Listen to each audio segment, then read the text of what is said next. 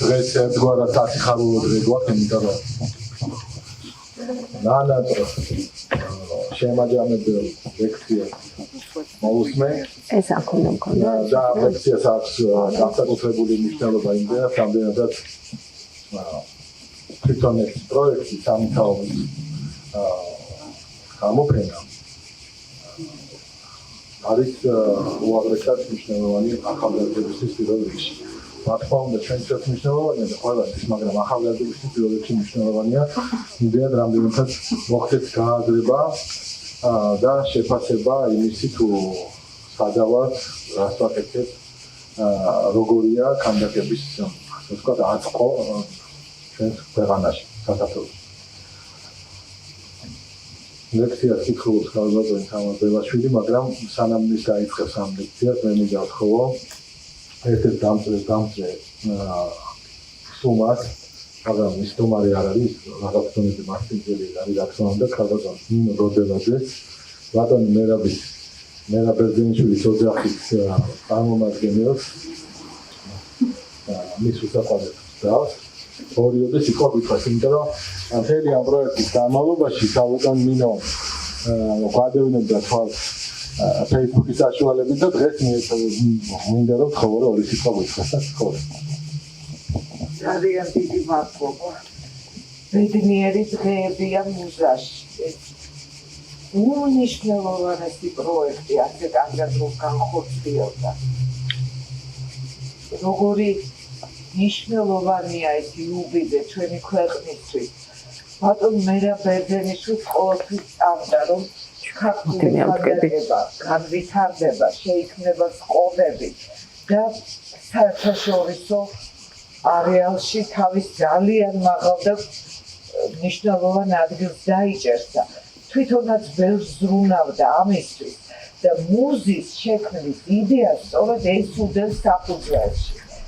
გარდა იმისა, რომ ჩვენთვის უძვირფასესი მოქანდაკეა, იყო შესანიშნავი მასწავლებელი და მისი მოწაფეები,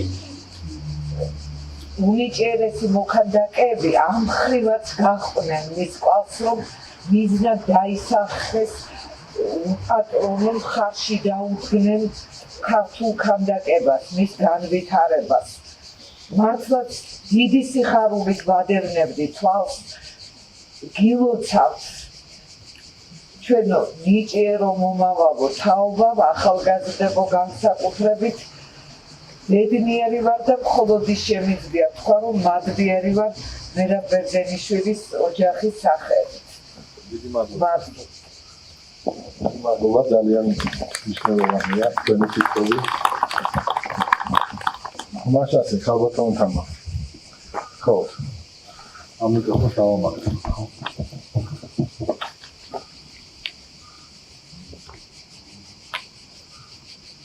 თუ საჭიროა დავიჭერ. ამოწევ. კაი, ესე რომ ვიwapრაკო, ისმის ნორმალურად შეიძლება ამ პრობლემა შექმნას დავიჭერ. არ გაჩერდება ეს, დავიჭერ.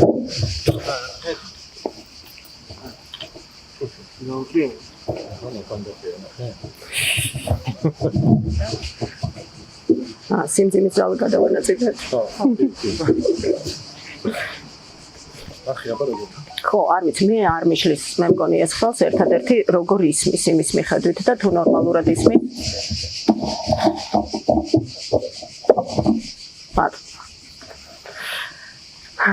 კარგით, მოგესალმებით. იცით სათაური თვითონ ამ საუბრის, მოდით არ დავარქმევ ამას ლექციას.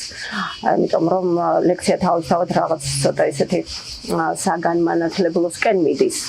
და ნამდვილად არ უთვლი, რომ ეხლა მსგავსი საუბრის ფარგლებში შეიძლება მაინც რაღაც ისეთ თემებზე ვისაუბრო, რაც შეიძლება თქვენთვის არ არის ნაცნობი. აქედან გამომდინარე, უბრალოდ მგონია, რომ ძალიან კარგი იქნება, თუ ეს უფრო აზრთა გაზიარება იქნება, ვიდრე ვთქვათ რაღაცა აი ამისანა ლექციის ფორმატი. ამიტომ ცხადია დასაწყისშივე ვიტყვი, რომ თვითონ სახელწოდება საუბრისა ქანდაკება როგორც მეხსიერება, ხო, პირობითია. პირობითია თუნდაც იმის გამო რომ ის ძალიან ბევრ რამეს მოიცავს თავის თავში და იტევს. მისი განზოგადება ძალიან მარტივია, თუმცა ეს იმას არ ნიშნავს რომ ქანდაკებასთან მიმართებით და ზოგადად ხელოვნებასთან მიმართებით მეხსიერების ფაქტორი შეიძლება არ იქნას კონკრეტულად არ გახდეს კონკრეტული მსჯელობის საგანი. ამიტომ მგონია რომ ამ საკითხსაც თუ შევეხები, ალბათ საინტერესო იქნება. უფრო ვისურვებდი რომ საუბარი იქით წავიდეს თანამედროვე ქანდაკების ტენდენციები რომ გამოიკვეთოს. და არა მხოლოდ ქართული რეალობის საფუძველზე ან მაგალითზე. დანარჩენი ახლა გზადაგზავნას მივყვები და ვნახოთ, მგონია რომ დიალოგის რეჟიმიც რაღაც ეტაპზე ალბათ იქნება ძალიან საინტერესო ჩემთვის ყოველ შემთხვევაში, ამიტომ ეს მოლოდინიც მაქვს. ეხლა რაც შეეხება მეხსიერებას, ხო, იმის გამო რომ ყოველ ჯერზე ამას არ დაუბრუნდე, რა თქმა უნდა, მე დღეს ქანდაკებაზე ვსაუბრობ, თუმცა უმრავლესობა ალბათ იმ მახასიათებლებისა, რაზეც შევჩერდები, მთლიანად საღვით ხელოვნებაზე ვრცელდება. ამიტომ ეს მეხსიერების ფაქტორიც, რომელიც მატარებელიც ნებისმიერი მხატვრული ნაწარმოები არის, მათ შორის რა თქმა უნდა ქანდაკება. ეხლა სხვადასხვა დროს ეს სხვადასხვანაირად ვლინდებოდა, სხვადასხვანაირად ისახებოდა, სხვადასხვანაირად ლაგდებოდა. ისტორიაზე მინდა რომ ნაკლებად და თითქმის არა, თუმცა ალბათ ისე რომ ეხლა საერთოდ არ ვახსენო ეს ხაზი როგორ წარიმართა, არ მგონია რომ ესეც იყოს სწორი და მართალი. რატომ? იმიტომ რომ ყველა ის პროცესი, რომელიც დღეს მიმდინარეობს ქანდაკებაში იქნება ეს ზოგადად ხელოვნებაში, არის ძალიან პირდაპირი, ძალიან ლოგიკური გაგრძელება იმ ყოველივესი, რაც მანამდე ხდებოდა, ხო? ანუ საუბარი არის, აი, ხშირად არის ხოლმე ესეთ რაღაც, რომ რატომღაც მე-20 საუკუნის ხელოვნებასთან თანამედროვეს ცალკე იზოლირებულად განიხილავენ ხოლმე. ან ფიქრობენ, რომ მისი ესეთი განხილვა შეიძლება ამომწურავი იყოს. ცხადია, რომ არა. თუ ცოტა უფრო პროფესიულ პლანში ვიმშილებთ, მაშინ ძალიან აშკარაა, რომ ყოველივე ის, რაც დღეს ხდება, არის ძალიან პირდაპირი და ლოგიკური გაგრძელება მთელი იმ ისტორიისა, რომელიც მანამდე იყო. რომელიც აი ესე საუკუნეების მანძილზე იკრიბებოდა, თანდათანობით აკუმულირდებოდა და იმ რაღაც გენეტიკურ მეხსიერებაში გადადიოდა, რომლის მატარებელიც თავის დაუნებურად მე ნებისმიერი ავტორი ხდება ნებისმიერ ქვეყანაში და ამიტომ ამაშიც ვფიქრობ, რომ უცნაური არაფერი არ არის. ეხლა ის რომ ქანდაკება თავის დროზე რაღაც კონკრეტული ფაქტების, კონკრეტული მოვლენების თუ პირების შესახებ ინფორმაციას და მეხსიერებას ქმნიდა, ესეც ცნობილია. ისიც რომ ვთქვათ, მე უფრო მოგვიანებით ეს იყო იგივე რელიგიური ფაქტორით განპირობებული ტალღა, რომელმაც ფორმის სრული ტრანსფორმაცია გამოიწვია და ამ ტალღამ მთლიანად აიყოლია ფორმა და ისე შეცვალა, რომ აღმოჩნდა, რომ სწორედაც აი ეს ხაზი, ვთქვათ, შინაარსისა და კონცეფციისა იყო უმთავრესი. ყოველ შემთხვევაში იყო წარმმართველი ნამდვილად. ეხლა ჩვენ მეხსიერებაში გვაქვს ეს პოსტსაბჭოთა სივრცეს და იმ ქვეყნებს ეხება, რომლებმაც ტოტალიტარიზმი გამოიარეს, რა თქმა უნდა, რაღაც აი ესეთი კოლექტიური მეხსიერების შესახებ ინფორმაცია, რომელიც ასევე არის ქანდაკებაში. აქ ძალიან საინტერესო არის კიდევ ერთი ხაზი, რომ აი ის რომ მარადიულობაზე იყო ორიენტირებული და მგონია რომ ეს ძალიან მნიშვნელოვანია, ხო? სკულპტურასთან მიმართებით, ამას დიდწილად განაპირობებდა არა მხოლოდ ის ამოცანები, რომლის გამოც ის იქმნებოდა, არამედ მასალაც, ხო, რომელშიც სრულდებოდა. ეხლა პრაქტიკულად არ ვიცი, მე მგონია რომ ძალიან ისე თვალსაჩინოა ქვა და ნუ ბრინჯაო, რომელიც ასევე ძალიან დიდი დოზით გამოიყენებოდა, რა შეიძლება იყოს უფრო მყარი და რამ შეიძლება გაუძლოს უფრო კარგად საუკუნეებს. ამიტომ აი ეს მუდმივობის და მარადიულობის კატეგორიები, რომელიც მუდმივად ფიგურირებს, გინდა არ გინდა ფიგურირებს, ვთქვათ, თუნდაც იგივე ეგვიპტე საკმარისია ამისთვის რომ გაიხსენო, თქვა აქეთ რომ არ ვისაუბროთ. და ვფიქრობ რომ ძალიან საინტერესოდ ვლინდება ეს იგივე ტოტალიტარიზმთან მიმართებითაც, ხო? იმიტომ რომ ნახეთ რა ხდება ამ ტოტალიტარიზმთან მიმართებით, როდესაც შემოდის, რა თქმა უნდა, ყველაზე დიდი დოზით ალბათ ბრინჯაო. მე მგონია რომ ეს ძალიან საინტერესო დეტალია, თუნდაც იმის გამო რომ ფაქტურას შინაარსობრივი და აზრობრივი დატვირთვა დამატებით კიდევ ცალკე შესძინეს. ანუ ერთია, როდესაც შენ ამ რაღაც მონუმენტურ, გრანდიოზულ, მასიურ არსებებს ქმნი და მათ განათავსებ, ხო? და მეორეა კიდევ ამას რა მასალაში აკეთებ, იმიტომ რომ საკმარისია წარმოიდგინო ვთქვათ ეს ყველაფერი, არ ვიცი, თქვა მარმარილოში მაგალითად, ხო, შესრულებული, რა დიდიც არ უნდა იყოს ის. გამომდინარე მისი ფაქტურიდან, სირბილიდან, გამჭვირვალობის ეფექტიდან და ასე შემდეგ, აი ის დარბილებული წახნაგები, რომელიც სივრცეში შეიძლება მას გაუჩნდეს. ეს ყოველივე ცხადია, რომ იმ სიხისტეს და აგრესიულ რაღაც ესეთ კატეგორიულობას, რისი მატარებელიც არის თავისთავად ბრინჯაო დაარბილებს. ამიტომ ის რომ ამ რეჟიმისთვის ბრინჯაო მისაღები იყო, გონია რომ ბევრი ფაქტორიდან იყო განპირობებული, გამოწვეული და ეს არ იყო ის, რაც საერთოდ არ იყო ნაფიქრი. ნამდვილად ვფიქრობ, რომ ძალიან ესეთი დილეტანტური იქნება ეს. თუმცა ამას ემატებოდა, რა თქმა უნდა, გამძლეობის ფაქტორით. მეხსიერება, რომელიც ამ ყოველივეს ახლავს თან. მე მგონია, რომ დღეს თუ კონკრეტულად ჩვენს რეალობაზე ვისაუბრებთ და ვიმშელებთ, ეს მეხსიერება არის ერთ-ერთი ყველაზე მთავარი ხელის შემშლელი, რაც ალბათ თანამედროვე, არა მარტო ქანდაკებას, რა თქმა უნდა, თანამედროვე ხელოვნებას ზოგადად ჯერ ისევ უშლის რაღაცეებში ხელს. იმიტომ რომ აი ეს დამოკიდებულება ფორმაზე, ოღონდ აი ფორმის ინვერსიაზე, რომელიც დიდი ხნის განმავლობაში იყო შემოთავაზებული, რა თქმა უნდა, საკმაოდ რთულად დაძლევადი აღმოჩნდა. რაც შეეხება ახლა სხვა მახასიათებლებს და რატომ მინდა ამ მახასიათებლებზე გავამახვილო ყურადღება, იმიტომ რომ დასაწყისში ვთქვი, რომ ისტორიის მოყოლას დიდად არ დაგიწყებთ, ხო? ან მაშინ რატო ვსაუბრობ ამ რაღაცებზე.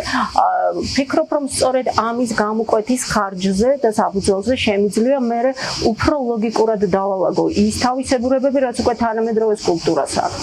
ამიტომ კიდევ ერთი რაც შეიძლება ვთქვათ, აი ამ თანმიმდევრობაში დასახელდეს. ეს არის ალბათ ეპოქის ამოცნობა ნამუშევარში. მგონია რომ ესეც ძალიან საინტერესო ფაქტორია. ყოველთვის ყოველ შემთხვევაში მე არ ვიცი თეორეტიკოსი ალბათ რომელიც ამ მოსაზრებას არ დაეთანხმებოდა, მით უფრო რომ ეს ერთ-ერთი მეთოდია კვლევისა, როდესაც მხატვრულ ნაწარმოებში შესაძლებელია წაიკითხო ავტორის ხელწერა, ეროვნული სკოლა, ქვეყანა რომელშიც ის იქმნებოდა, ეპოქა და შესაბამისად ეს ყოველივე ჯამში შენ გაძლევს ინფორმაციას არა მხოლოდ იმ ნამუშევრის შესახებ, არამედ მთლიანობაში ეპოქის შესახებ და ის ამ ეპოქის ერთი კონკრეტული გამოვლინებაა. ამიტომ როდესაც თანამედროვე ქანდაკებაზე არის ხოლმე საუბარი და შეიძლება ვიღაცას მოსწონს, ვიღაცას არ მოსწონს და ასე შემდეგ, ვფიქრობ ძალიან კარგი მაგალითია ეს კიდევ ერთი მაგალითია იმისი, რომ ისიც უდაოდ ამ პრინციპით მოქმედებს, ანუ ის თანამედროვეობას აირეკლავს. იმიტომ რომ ხელოვნების ისტორიაში ალბათ სულ რამდენიმე ავტორის და ნამუშევრის დასახელება შეიძლება რომელმაც დროს გაუსწრო. ანუ მის ნამუშევრებში, როდესაც გამოიკვეთა ან მოინიშნა ის ეპოქა, რომელიც მერე დადგებოდა. პრაქტიკულად ეგეთი არ არსებობს. არსებობს ავტორი მაშინაც კი, როდესაც ის მიზან მიმართულად მუშაობს ეპოქის მახასიათებლების დაძლევაზე. ესეც კი არ მუშაობს საბოლოო ჯამში, როდესაც ანუ ის მაინც იმ ეპოქის წარმომადგენელია. ამიტომ დღეს, როდესაც ქანდაკებაში გამოიყენება ხოლმე რეალისტური ფორმა, ის ნატურალიზმშიც რომ გადადიოდეს, ძალიან საინტერესოა და ის უდაოდ გამოიყენება და ძალიან ხშირად გამოიყენება, იმიტომ რომ ის სხვა შინაგანი არსით და აზრით არის დატვირთული, რომელიც ამ კონფლიქტს ბადებს. ანუ რა კონფლიქტს ბადებს? იმას, რასაც ჩვენ კლასიკური გაგების სკულპტურას ვეძახით და ამ დროს აი ამ რაღაც ნამდვილთან მიახლოებული ფორმა წარმოგვიდგება ხოლმე თვალწინ და იმას, რასაც ვთქვათ დღევანდელ ინსტალაციაში ჩართული ან ფრაგმენტულად გამოყენებული ესა თუ ის რეალისტური ფორმა ან დეტალი წარმოადგენს. ამიტომ მგონია რომ აი ეს ინფორმაციაც მეხსიერება ეპოქის შესახებ იქნება, ის ავტორის შესახებ იქნება თუ რამე კონკრეტული მიმდინარეობის ამ მხატვრული ტენდენციის შესახებ იქნება აკუმულირებული ამა თუ იმ მხატვრულ ნაწარმოებში, ასევე არის ძალიან საინტერესო ფაქტორი, როდესაც ზოგადად სკულპტურაზე არის საუბარი. ეხლა რაც შეეხება იმას კიდევ ერთ მახასიათებელს, რომელიც იცვლება. ეხლა მე მგონი რაც ჩამოვთვალე აქნობამდე, რაზეც ვისაუბრე, თანამედროვე სკულპტურაში ყველაფერი შეიცვალა. ანუ პირველი რაც შეიცვალა, ეს არის მარადიულობაზე მისი გათვლა. ანუ დღეს ძალიან აქტიურად და ხო ეს დღეს რომ ვამბობ ესეც პირობითია, იმიტომ რომ რეალურად ეს პროცესი დაიწყო ალბათ მაინც პირველი მე-20 საუკუნის დასაწყისში, ანუ ეს არის მსოფლიო ომები. როდესაც ადამიანის წინაშე აღმოჩნდა დადგა პრობლემა, რომ ხვალინდელი დღე უბრალოდ შეიძლება არ იყოს. და თუ ხვალინდელი დღე არ არის, მაშინ წარმავალია ყველაფერი, რაზეც ვლაპარაკობ და ეს ყველაფერი შეიძლება სრული კატასტროფით დასრულდეს, ხო? მაშინ აქედან გამომდინარე გათვლა აი ამ რაღაც მარადიულობაზე, რომელიც ძალიან ეფემერულია. შესაძლოა ესეთი მნიშვნელოვანი სულაც აღარ იყოს და ბევრად მნიშვნელოვანი და ღირებული იყოს ჩემი საქმელის ეხლა და მკაფიოდ თქმა. თუნდაც ისე, რომ ის აღარ დარჩეს მერე დიდი ხნის განმავლობაში. ყველაზე კარგად ეს გააჟღერეს დასაწყისში დადაისტებმა და იქიდან მომდინარე, არ ვიცი, მე მგონია რომ ძალიან ნათლად მიდის ეს პროცესი. ამიტომ თანამედროვე სკულპტურისთვის დამახასიათებელი ეს თავისებურება, რომ ის შეიძლება ესე არ იყოს გათვლილი რაღაც უსასრულო დროით მონაკვეთზე, თუმცა რა თქმა უნდა მე ვიცი რომ ამაში ძალიან დიდი ხიბლია და ეს ხიბლი მხოლოდ ავტორს არ აქვს. ეს ისედაც არსებობს ეს ხიბლი, როდესაც შენ მარადიულობას ეხები, როდესაც იმის თანანამუშევარს აკეთებ, რაც იცი რომ გაძლებს და იქნება და იქნება. მით უფრო ისე იქნება რომ ის ანაბეჭდი იქნება შენი ც და ეპოქისაც. ანუ იმ პრობლემებისაც, რაც შენ მასში ჩადე და ამ სათქმელისაც და იმისაც რა დროში და რა ეპოქაში ქმნიდი ამ ყველაფერს. ამაზე დიდი ახლა ისეთი მომხიბლობა რა შეიძლება ქონდეს. მაგრამ აი როდესაც ეს იცვლება, მე ვფიქრობ რომ ეს ძალიან საინტერესო პროცესია. ისევ მასალასთან მივალ, იმიტომ რომ თუ იქ ამ ფაქტორს რა თქმა უნდა ეს მასალა განაპირობებდა ხო და უზრუნველყოფდა მასალა. აქაც შემოვიდა, ანუ თანამედროვე ტექნოლოგიებიდან გამომდინარე, მათ შორის ცივილიზაციის პროგრესიდან გამომდინარე, რა თქმა უნდა შემოვიდა ძალიან ბევრი ისეთი მასალა, რომელიც უბრალოდ ვერ იქნება ესე უსასრულობაზე გათვლილი. მათ შორის ეს არის ორგანული თუ არაორგანული რაღაც მასალები, მინა რომელიც მსხვერპლად მტრევადია იქ, რაღაცა აირადი ეფექტები რომელიც არის ხო აქტიურად გამოყენებული და თუნდაც იგივე ეს ინსტალაციები და პავილიონები, რომელიც იმდენად გრანდიოზულია, რომ ეხლა მის მუდმივად ესე შენარჩუნებას ვეღარ მოახერხებ, უბრალოდ ის უნდა დაიშალოს ყველა ვარიანტში, ხო? ამიტომ აი ეს ცვალებადობა ვფიქრობ ერთ-ერთი ძალიან მნიშვნელოვანი ფაქტორია. გარდა ამისა, რა შეიძლება იყოს კიდევ, რაც ესე რადიკალურად შეიცვალა თითქოს ერთი შეხედვით რადიკალურად, ხო? მე მგონია ის რომ და ამაზე არის საუბარი, ეს არ არის მხოლოდ ჩემი მოსაზრება, გაქრა დარგობრივი მიჯნები. ანუ ქანდაკება აღარ არის მხოლოდ ერთი დარგი, რომელსაც ესე განსაზღვრავ, რომ აი აქ იწყება იქ მთავრდება და მე თუ ესე რაღაცა ქვაში გავაკეთებ და ბრინჯაოში ჩამოვასხამ, იქ ან თაბაშირში, მორჩა აი ეს არის, რასაც მე ვაკეთებ ქანდაკება. რომ გამოვიდან ამ საგამოფენო სივრცეში, ეს იქნება და ყველა მიხვდება, რომ შეხედავს, რომ ეს ქანდაკებაა და ინსტალაცია არა. მგონია რომ ესეც, იმიტომ რომ იმდენად გააფართოვა ქანდაკებამ ეს თავისი, მოდით ჯერ ვთქვათ, რომ ქანდაკებამ თავისი არეალი, რომ მან შემოიერთა და შემოვიდა ძალიან ბევრი სხვა მედიუმი, ანუ ისიც არის მხოლოდ ერთ-ერთი მედიუმი, ისევე როგორც პირიქით, სხვა დარგებმა ხელოვნების ამ ანალოგიურად გამოიყენეს ქანდაკება როგორც მედიუმი თავიანთი სათქმელის გამოხატვაში. ამიტომ აი ეს ინსტალაციასა და ქანდაკებას შორის ზღვარი და მიჯნა როგორია, სულ უფრო და უფრო რთული ხდება ამისი რაღაცა ვერბალურად კონკრეტიზაცია და მე ვერ ვიტყვი რომ ეს კარგია, ცუდია. ვფიქრობ ესეთია, ესეც ალბათ ეპოქის ერთ-ერთი მთავარი გამოხატულება, მაგრამ გარდა ამისა არის ხოლმე რაღაც ესეთი მომენტი, ცოტა ესეთი უცნაური, არ ვიცი, სევდის, არ ვიცი, რაღაც სენტიმენტალური ხაზის, როდესაც ქანდაკება იწყებს კიდევაც საკუთარი აი ამ ზღვარის დაცვას. და აი ეს წინააღმდეგობრივი ბუნებაც საკმაოდ საინტერესოდ ჯდება. ეხლა კიდევ ერთი ფაქტორი, რომელიც შეიცვალა.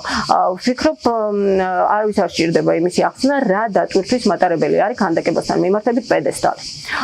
პედესტალი, რომელიც სულ არსებობს მე-19 საუკუნის ბოლომდე, ხო? იმიტომ რომ რეალურად როდენია, რომელიც მართალია კონცეფციის დონეზე, მაგრამ ერთ-ერთი პირველი, ვინც გამთხოვს მოსაზრებას იმასთან დაკავშირებით, რომ მოდი და ნუ იქნება ეს რაღაც, ხო, რასაც ესე უყურებ და იყოს იმ დონეზე, რა დონეზეც მე დავდივარ.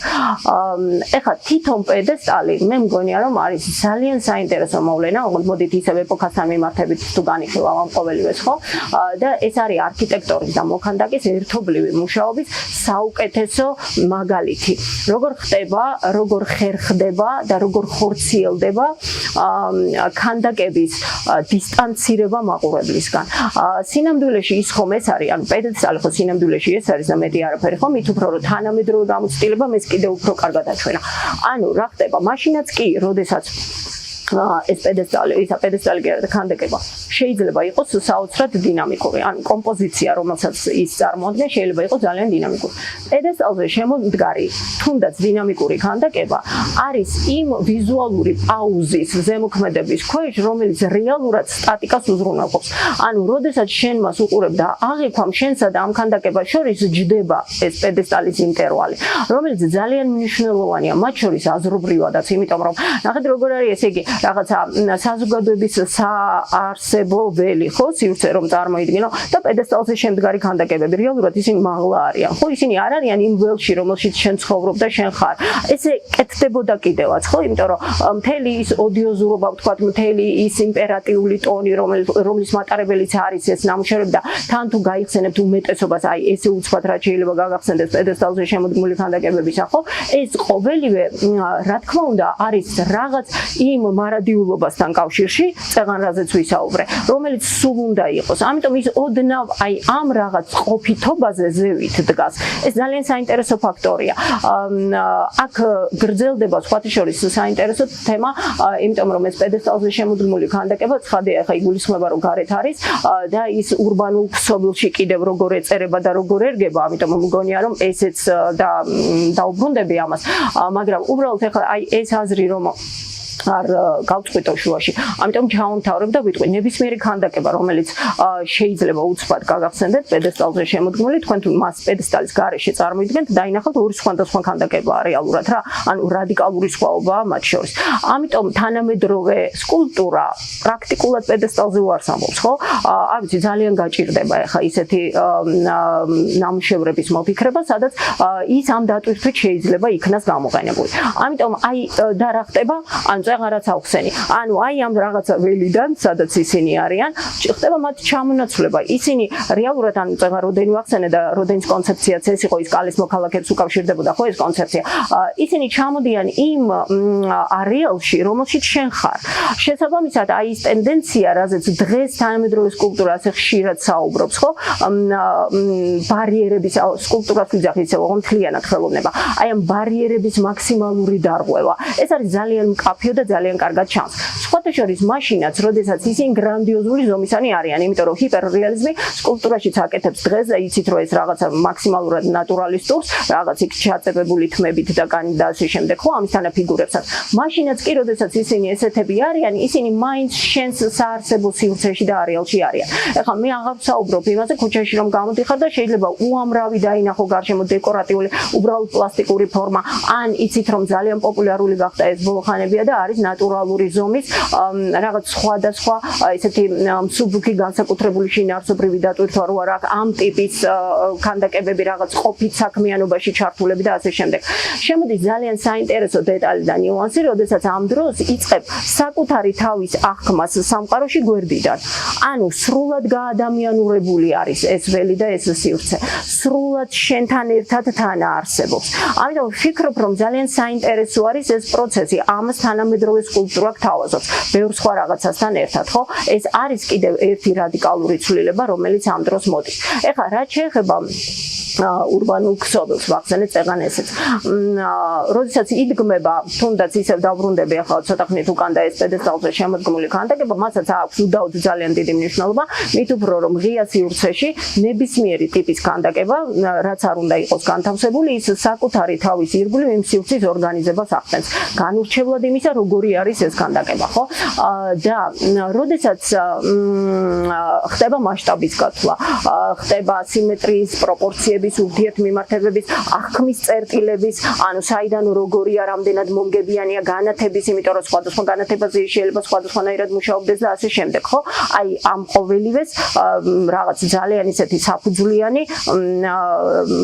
მოფიქრება, წინასწარი და ერთმანეთთან შეთანადება. ამასთან დაკავშირებით ძალიან საინტერესო რაღაცას ამბობს ლეორ ჩეულიშვილის გახლავთ ხელოვნებათმცოდნე და ესეთია გამორჩეული ფიგურა არის ქართულ ხელოვნებათმცოდნეობაში. თანამედროვე მე-20 საუკუნის ხელოვნებაზე ავტორებზე, როდესაც ის წერს მუზასთან დაკავშირებით. და ამბობს, რომ ძალიან საინტერესოდ იქნაო შერჩეულიო ეს ადგილიო. მე პირადად საოცრად მომხიბლა იმ გარემომ როგორ ხედავს და აღწერს იმ სივრცეს, რომელშიც განთავსდა ეს ქანდაკება. ამბობს, რომ ქანდაკება განთავსებული არის და ვეცდები ახლა რომ ეს რამნაირად აღვადგინო, იმიტომ რომ თქვენთანაც მოვიტანო. ქანდაკება განთავსებული არის ორი გზის გასაყარზე და აქედან მათი დონეები სხვადასხვა, ანუ ერთი უფრო მაღლა და მეორე უფრო დაბლა და წინ მესამე გზა მეუწვისო ქუჩები. ამ ქუჩებზე არის მუდმივად მანქანების მოძრაობა და შესაბამისად ის დგას მუდმივი დინამიკის ფონზე. მაგრამ ძალიან საინტერესო გარემოს უქმნისო მას ფილარმონიის შენობა, რომელიც არის მის უკან განთავსებული. და როგორ არის ეს ახსნილი? ანუ ფილარმონიის შენობა, რომელიც არის მრგვალი და რომელიც საშუალებას გაძლევს, რომ ეს ქანდაკება დაინახო ფრონტალურად, ანუ წაიკითხო ფრონტალურად. თუმცა, ვინაიდან თვითონ შენობა არ არის სიბრტყობრივი, მისი ფასადი არ არის სიბრტყობრივი და ის არის მიდრეკილი რკალი, რომელიც ამ ქუჩებს შეუყვებაო, ამიტომ აი ეს სიხისტე, რომელიც ფონს შეიძლებოდა შემოეტანა, არისო დარღვეული და ეს კიდევ უფრო მომგებიანი არის ამ შემთხვევაში ქანდაკებისთვის. საინტერესო არის ისიც, რომ შენობა შემინულია და შესაბამისად ეს არ არის ერთიანი მასიური ქვის ტექსტურა, რომელიც ასევე სიმძიმე იქნებოდა ამ ნამუშევრისთვის და ამიტომ ეს შემინული ფაქტურა დღის განათებით ხრება მზეზე, ისევე როგორც ღამე ხელოვნური განათების, ანუ ქუჩის განათების დროს, ასევე ეს მინა იკარგება და მხოლოდ კარკასი რჩება. და არის კიდევ ერთი ძალიან საინტერესო დეტალი, აქვე შემოდის ვერის პარკი, საიდანაც ხდებაო სივრცის გადინება. აი, როდესაც ახლა მთლიანობაში ესე ხედავ ქანდაკებას, არა მარტო ქანდაკებას, ხომ მთლიან იმ ქსოვილს, რომელიც იქ არის, ქალაქ გეგმარებით და მასში არსებულ ქანდაკებას და მის როლს და მნიშვნელობას ამ ყველაფერში, მე ვფიქრობ, რომ ძალიან კარგი მაგალითია იმისი ზოგადად როგორ შეიძლება მსგავსი რაღაცა იგეგმებოდეს. უფრო აქეთ გადმოვინაცვლებ და ვიტყვი კიდევ ერთ ქანდაკებაზე, რომელიც აქვეა და ასევე ვიცი, რომ ნახი გაქვთ ყველა ვარიანტში გალაქტიონის ქანდაკებას გულისხმობ ახლა მე მიქატაძისას, რომელთანაც ანუ ესეც იმის ნაწილია წეღარასაც ვამბობდი რა, რომ ახლა თუ ცივილიზაცია და სამყარო ვითარდება, არის რაღაცა პროცესი, რომელსაც ალბათ ხელს ვერ შეუშლი. რა თქმა უნდა, ჯობია უკეთესად ხდებოდეს, უფრო მოფიქრებული იყოს და უფრო დაცული იყოს რაღაცები, მაგრამ ნუ არ ვიცი, ალბათ ახლა აი ამ რაღაც უსასრულო სათამბრჯენებს წინ ვერაფერი უდგება. ჯერჯერობით მოცემულობა ყოველ შემთხვევაში ესეთია. და გალაქტიონის ქანდაკების ირგული არსებული იგივე არის რკალია. ოღონდ ეს რკალი უკვე არის არა გამდინარე, ანამით მიმართული იქითკენ, არამედ პირიქით მის ირგული არის და იქაც მინაა თუ დააკვირდებით და თან არის მუქი დაბურული მინა, რომელმაც სრულად გაიწოვა ეს ქანდაკება. ისევ აქ არ არის საუბარი იმაში, მოგწონს ქანდაკება, არ მოგწონს, მოდი ახლა მისღირებულება, არ არის ამას, უბრალოდ ობიექტი, იქ რაც არ უნდა მდგარიყო, ყველაფერს გაიწოვდა. ამიტომ, როდესაც აი ეს რაღაცა ურბანულ განვითარებასთან უკვე არსებული ქანდაკებების მისადაგება ხდება, ახლა მე გადავუხვიე ცოტა თემას და სხვა პრობლემა შემოვიტანე, მაგრამ მგონია, რომ თანამედროვეობის ერთ-ერთი ძალიან მნიშვნელოვანი საკითხია და თემაა და ალბათ საჭირო არის, რომ ამაზეც გარკვეული აქცენტი გაკეთდეს ხოლმე. ეხლა რაც შეეხება რამე რომ არ გამორჩენს, მე მაგ თემები აქვს. რაც შეეხება იმას, ვთქვათ, თანამედროვეობა როგორ ხსნის საერთოდ სკულპტურას. არ ვიცი, ალბათ ყველას მოგეხსენებათ, დღეს ძალიან ცნობილი მკვლევარი არის არა მარტო სკულპტურის, როზალინ კრაუსი, ამერიკელი, რომელიც განმარტავს რა არის ქანდაკება, სკულპტურა, თანამედროვე. ორი ნეგატიური შეფასება მოყავს. უცნაურია, მაგრამ ის ამბობს, რომ ეს არის რაღაც მოვლენა არა არქიტექტურასა და არა ლანდშაფტს შორის. აი ეს თავსებადობა როგორი შეიძლება იყოს, ხო, ნუ არ ვიცი, პირველი ალბათ მაინც რიჩარდ სერა გახსენდება ამ დროს. რა განაპირობებს იმას, რომ ის არა არქიტექტურად შეიძლება ამ დროს მოიაზრო, ხო, ფუნქციური დატვირთვა, ანუ იმას, რასაც ის აკეთებს, მართლაც ბევრი აქვს ვიზუალურად, თუნდაც ან მასალის თვალსაზრისით, სიმძიმით, არ ვიცი, ბევრი რაღაცით, ესთეტიკით საერთო არქიტექტურასთან, მაგრამ ფუნქციური ფაქტორიდან გამომდინარე ვერ გაიყვან ამ არქიტექტურაში ვერაფრით. ამიტომ აი ეს ზღვარი, ვთქვათ, არა არქიტექტურასა და არა ლანდშაფტს შორის, რომელსაც მე ის კიდევ შლის და განმარტავს. მგონია, რომ ისეთია საინტერესოა და ალბათ დაფიქრებად ნამდვილად ღირს. ეხლა რაც შეეხება ხო იმას თუ როგორ გამოიყენება და რამდენად ისეთია საინტერესოა მისაღებია და ხშირი არის აი ეს რეალისტური ფორმა, რომელიც ნატურალიზმთან წეღადებს თქვი რომ ხშირად არის ნასაზრდოები და არის სულ მიჯნაზე, ხო, ის შემოდის ძალიან ხშირად. მე მგონია რომ ეს ძალიან კარგია. ამას ვერავინ ვერასოდეს ალბათ ვერ დააკანონებს, ვერ განსაზღვრავს, მაგრამ კარგია თუნდაც იმის გამო რომ ეს ნაცნობი სამეთყველო ენა, ანუ ის გამოსახულობითი ენა, რომელიც კაცობრიობამ ისედაც იცის. მართალია მის საკმაოდ მძიმე გამოყენება მოხდა ამ ტოტალიტარიზმის დროს. ზუსტად ამიტომაც ხო, რომ ის იყო ძალიან გასაგები ენა სამეთყველო და ამიტომ ყველა დონეზე, ყველა ფენასთან, ყველა განათლების და მოცემულობის ადამიანთან მარტივად დავიდოდა. თუმცა ეს იმას არ ნიშნავს, ანუ თავისუფლად ეს არის ფორმა, რომ მიტურასთან მიმართებით ვთქვათ, ნახო რაზეც შეიძლება ადამიანმა იზრუნო და იფიქრო. მე მგონია რომ თანამედროვე ავტორები ამას საკმაოდ კარგად გამოხატავენ და არ ვიცი რამდენად ისეთია ცხადია მე არ დავიწყებ და არ გეგმავ რომ აქ რაღაც ბევრი ავტორი გაჩვენოთ, მაგრამ უბრალოდ იმის საილუსტრაციოდ რაზეც მე მქონდა საუბარი მნიშვნელოვანია რომ მასალა რომელიც ალბათ თანამედროვეობას სავარაუდოდ იცით ეს ყოველივე წარმოადგენს, ოღონდ ისეთი არის მე მომიწევს ამისი შემოტრიალება, შეტრიალება ერთი წუთით მინდა რომ განახოთ, მოკლედ, რამდენიმე მაგალითი მინდა განახოთ თანამედროვე ავტორებისა. რა თქმა უნდა, ლუის ბურჟუა თქვენთვის ყველასთვის ძალიან კარგად ცნობილი ავტორია და 1993 წელს მის მიერ განხორციელებულია ეს პროექტი. რომელიც ესეთი რაღაცა გალიების სახელწოდებით არის ცნობილი, ვფიქრობ, რომ ერთ-ერთი ძალიან საინტერესო არის, თუნდაც იგივე სოციოპოლიტიკურ თემებზე საუბრის დროს. სხვათა შორის, აი წეღან მეხსიერებას ვამბობდი და ამას გავაგრძელებ აუცილებლად და ვიტყვი, რომ იცით სად ვლინდება კარგად, რომ ქანდაკებები სერიოზული მეხსიერების მატარებლები არიან. როდესაც ისტორიულ-პოლიტიკური ცვლილებები ხდება ქვეყანაში, ერთ-ერთი პირველი, რასაც ებრძვიან ხოლმე, როგორც წესი არის ქანდაკებები. იდეოლოგიური ცვლილებები რომ ხდება მაშინაც. სულ ერთია ეს იქნება კერპების დამხობა თუ საბჭოთა ველადების. ამიტომ აი და რა ხდება, რატო კეთდება ეს, ხო?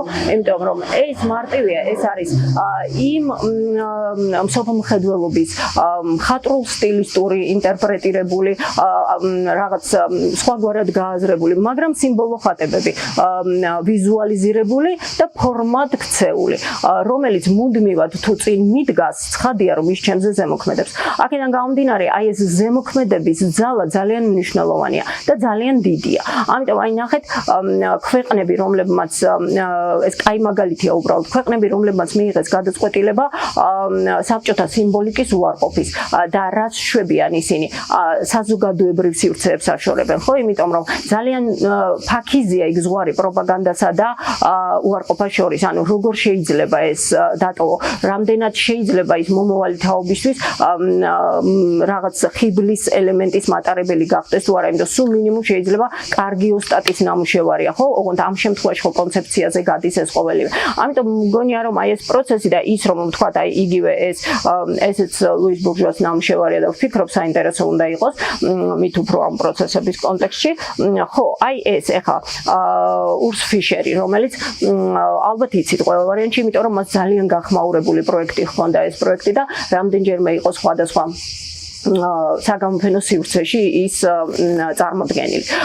ურს ფიშერის ეს ნამუშევარი არის ესეთი ძალიან კარგი მაგალითი. მე-16 საუკუნის აღორძინების ეპოქის მოქანდაკის ასლი გააკეთა.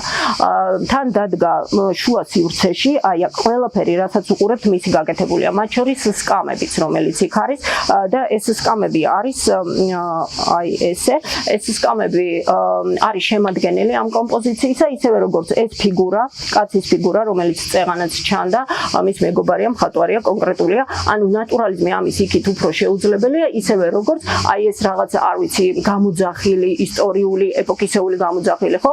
ერთი თავისებურება აქვს უბრალოდ. ტემპერატურული ზემოქმედების ქვეშ ისინი დნებიან. ოღონდ აი ამ დადნობას, ანუ სჭირდება დრო. ამიტომ ქანდაკების შექმნის პერიოდი მოსაზღვრულია რამდენიმე წლით. ოღონდ აი როდესაც ისინი დნობას იწყებენ, მაშინ ეს ყოველივე, არ ვიცი, ახლა აი აქ ეს რამდენად ჩანს.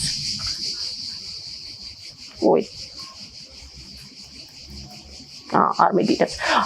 როდესაც ისინი დნობას იწყებენ, შემოდის აი მთელი კასკადი იმ ინტერპრეტაციებისა, რაც ამ დროს შეიძლება გაგიჩნდეს. იმიტომ რომ ეს არის აი ის, რაც თვალსა და ხელშუა გიქრება. ეს არის ის, რაც მყისიერია და ყველა ვარიანტში წარმავალია. უფრო მძიმე ასოციაციებიც ჩნდება, იმიტომ რომ ეს არის აი ეს რაღაცა შლის, ხრწნის პროცესი, უბრალოდ ამ შემთხვევაში დნობა ლღობის პროცესი, ხო?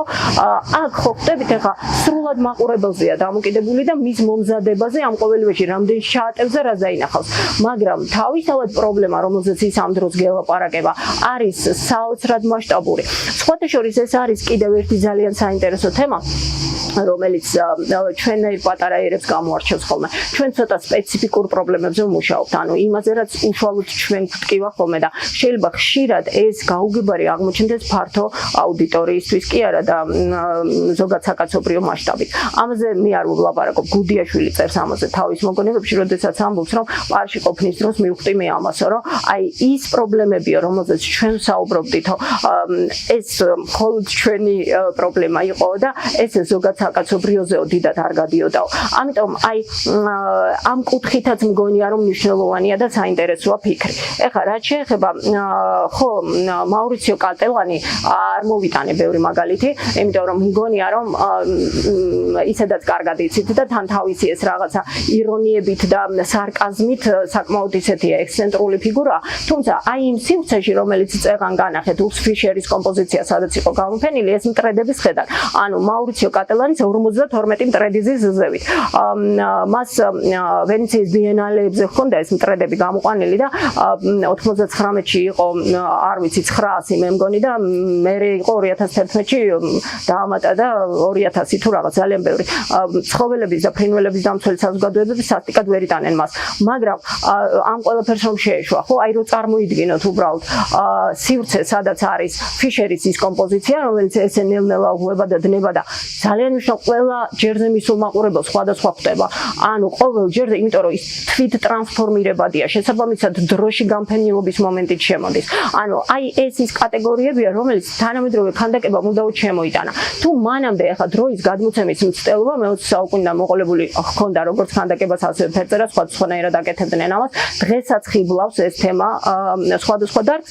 ოღონდ თუ მანამდე ეს მაინც ფიქსირებულ გამოსახულებაში ხორციელდებოდა, დღეს ეს რეალურ დროში ხდება. ამიტომ აი ეს მეოთხე განზომილება, რომელზეც მე-20 საუკუნის დასაწყისში საუბრობდნენ, მგონია რომ ყველაზე ძლიერად აქ ვლინდება. ესეც ფიშერია და ამ შემთხვევაში აი სახლი ეს არის ღიობი, რომელიც კედელშია გაკეთებული და იმის იქით ეს სახლი, რომელიც ჩანს, რომელიც პურისგან არის შექმნილი, ანუ მეწეღან ორგანული და არაორგანული მასალა ვახსენე. კიდე არის ვიღაც მოქანდაკე, რომელიც პურისგან ქანდაკებებს აკეთებს, თავის სისხლს ამატებს, არ ვიცი რაღაცა ისეთი მძაფრი თემა, იმაზე არ არის საჭირო, თუმცა ესეც დროში მოსაზღვრულია, იმიტომ რომ ეხლა ესეც მაინც დიდხანს თქვა ამ მდგომარეობას ვერ შეინარჩუნებს და არ ინარჩუნებს, ხო? მაგრამ აქ კიდევ ჩანს ერთი რამ, ანუ ერთია მაყურებელი და ეხლა რასაც ვიტყვი, ეს ასევე თანამედროვე არტთან მიმართებითაც ვფიქრობ, რომ მუდმივად ქმედითია. ანუ მაყურებელი, რომელიც უბრალოდ აღმქმელია და მაყურებელი, რომელიც აქტიური მონაწილეობით იცვლება. ეხლა აი ამ სივრცეში რომ შედიხარ და დადიხარ, ну აი ბანალურ რაღაცას კომპოზიციის ნაწილი ხდები, ხო? თან ისეთი მოძრავი აქტიური მოქმედი ნაწილი ხარ. ალბათ რომლის გარეშეც რეალურად ის დასრულებულიც ვერ არის, ხო, ის კომპოზიციას. ამიტომ აი თან პლუს რა არის? ეს აღარ არის ვთქვათ ერთი სკულპტურა, რომელიც დისტანცირებულია შენგან ცალკე დგას. ეს არის თეატრის მხატვრობა, ალბათ სცენაზე აკეთებდა ოდესღაც, ხო, ესეთ რაღაცებს. თანამედროვე არტისტვის ეს არის აბსოლუტურად ჩვეულებრივი სამეტყველო გამოსახველობითი ხერხი. მთელი სივრცის მხატვრული ორგანიზება ხდება. ანუ ის ერთ ობიექტს არ გთავაზობს მხოლოდ ამ შემთხვევაში, ცხადია თორე იმასაც აკეთებს. არამედ სრულად მთელი სივრცის მხატვრულად გადააზრებულ ვერსიას გაძლევს, რომელშიც თან შენ გამყოფებს, ხო? იმიტომ რომ რეალურად ამ დონეზეა დაშვებული. ხო, ну ანიშ კაპურის ეს ნამუშევარი, კაპურის გამოტოვება უბრალოდ არ შეიძლებოდა და მგონია რომ ძალიან საინტერესო არის მისი მუშაობის ხერხები სიცარიელესთან. იმიტომ რომ თქვა აი გაჩნია ვინ როგორ ხედავს, ხო, ეხლა ამ მოლაპლაპეს ზედაპირებს, თუმცა ეს ზედაპირები, რომლებიც ამ გარემოს სრულად ირეკლამენ, მგონია რომ თან ქრებიან და თუ ისინი ამ ფორმით ქრებიან, მაშინ ეს არის სიცარიელესთან მუშაობა. სხვათა შორის ჩვენებიც კარგად მუშაობენ სიცარიელესთან და მინდა ვთქვა რომ ძალიან საინტერესო არის მათ შორის ამ გამოფენების ფარგლებში არსებული ნამუშევრები, რომელიც ასევე მოიაზრებდა და გულისხმობდა ცარიელ არეებს, რომელსაც ხტიდა გამომსახველობით ხერხებად. ამიტომ ეს სხვადასხვანაირად შეიძლება მოხდეს, ახლა ეს სულ სხვა მეთოდია და ის სულ სხვა მეთოდია. ოღონდ თავისთავად ძალიან საინტერესო არის ესე დანახული სივრცე, გნებავთ სიცარიელი დაარქვით, არ ვიცი, მაგრამ ფაქტია, რომ მხატვრული გადააზრების შემდეგ ის აზრითაც იტვირთება და მოცულობადაც იქცევა. ხო, ну, ეხლა კაპურის ამ ნამუშევარზე დიდხანს არ შევყონდები.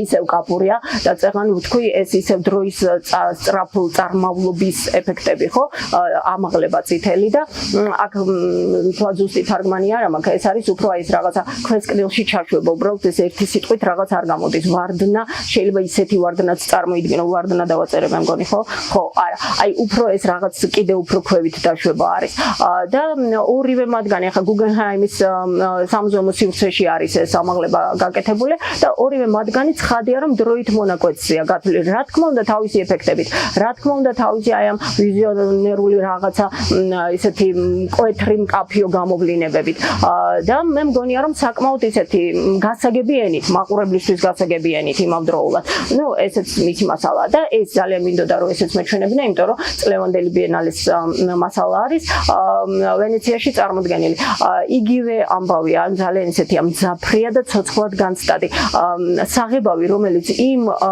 რაოდენობით არის გამოყენებული რომ რაღაცა თვისობრივ ტრანსფორმაციას განიცდის და იმ ასოციაციებს აჩენს რაც ახლა დამოუკიდებლად ცალკე წითელ მონაზვნს ალბათ ძნელად თუ შეუძლია ხო რომ შექმნას თემასთან დაკავშირებით ვფიქრობ მარტივი მისახვედრია ანუ წლევანდელი ბიენალეზე ახლა კაპურის თემა რა შეიძლებოდა ყოფილიყო ხო აი ეს გახლავთ თუმცა მათ ძალიან ბევრი ნამუშევარი ქონდა იქ წარმოდგენილი ახლა ესეც საინტერესო ავტორი არის რომელიც ქმნის აი ამ ღრუბლის ეფექტს თუმცა იმის გამო რომ ძალიან დიდხანს ეს ეფექტი არ რჩება ამიტომ მასთან ძალიან აქტიურად მუშაობს ფოტოგრაფი და აი ეს სივრცეები და ღრუბელი რომელიც შეგიძლია შენს დონეზე იხილო ხო ღრუბელი რომელიც იმპრესიონისტებსაც აინტერესებდათ ჯერ კიდევ ფერწერაში ღრუბელი რომელიც ისეთია თან მატერიალურია თან არამატერიალურია და აი ეს ამისი შექმნის ხიბლი წეგან ვამბობდი რომ ხელოვანებს ზოგადად აქვთ ეს ხიბლი და ეს ძალიან კარგი რაღაცა ამათეს უნდა ჰქონდეთ და